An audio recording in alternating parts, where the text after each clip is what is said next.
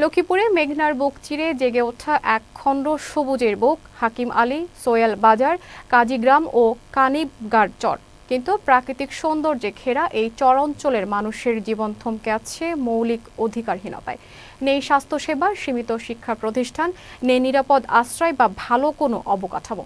বিস্তারিত প্রতিনিধি রাকিবুল ইসলামের পাঠানো তথ্যচিত্রের ডেস্ক রিপোর্ট।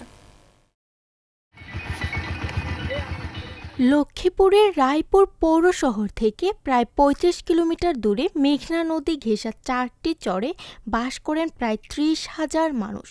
স্বাধীনতার এত বছর পরেও আজও মৌলিক অধিকার থেকে বঞ্চিত তারা। নেই স্বাস্থ্যসেবা, শিক্ষা প্রতিষ্ঠানও সীমিত, আর যোগাযোগ ব্যবস্থা একেবারে ভঙ্গুর হওয়ায় বর্ষার সময় রীতিমতো দুঃস্বপ্নে পরিণত হয়। নারী ও পুরুষ অনেক বাচ্চাদের আছে, কেমন একটা সরকারি হাসপাতাল নেই, সরকারি না বেসরকারি নেই, কোনোটাই নেই। আমাদের যদি একটা সরকারি হাসপাতাল হয় তাহলে আমাদের জন্য অনেক ভালো হবে। ৩০ থেকে ৩৫,০০০ মানুষ বসবাস করে, তাদের লাঞ্ছিত যাওয়ার কোনো সুযোগ নেই, ডেলিভারি হওয়ার কোনো সুযোগ নেই। আমাদের স্বাস্থ্যসেবার দরকার। বিষম অসুবিধার মধ্যে আছি।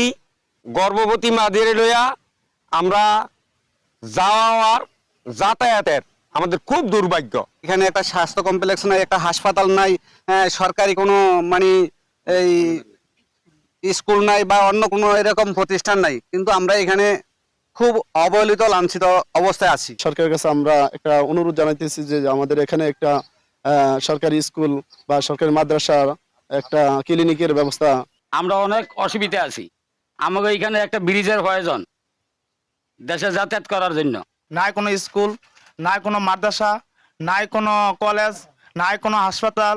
আমাদের আওয়া যাওয়া খুবই কষ্ট। আমাদের এখানে সরকারি স্কুলও নেই, বেসরকারি স্কুলও নেই।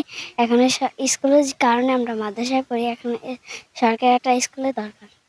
চরবাসীর সবচেয়ে বড় সংকট স্বাস্থ্যসেবা। 4টি চরেই নেই কোনো হাসপাতাল বা ক্লিনিক।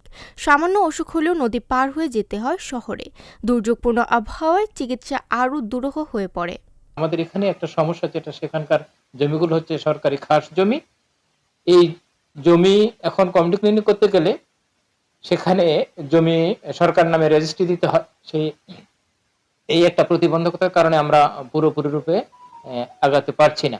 এই প্রতিবন্ধকতাটুকু যদি আমরা কাটিয়ে উঠতে পারি, তাহলে আমরা খুব সহসাই ওখানে মানুষের প্রত্যাশিত যে কমিউনিটি ক্লিনিকগুলো, প্রয়োজনীয় সংখ্যক কমিউনিটি ক্লিনিকগুলো স্থাপন করার ব্যাপারে আমরা আরো বেশি দ্রুতভাবে কাজকর্ম করতে পারব। অপ্রতুল যোগাযোগ ব্যবস্থা, স্কুল থাকলেও দীর্ঘদিন টেকে না। দুর্বল অবকাঠামো, শিক্ষক সংকট থাকায় এর প্রতিকারও চান স্থানীয়রা।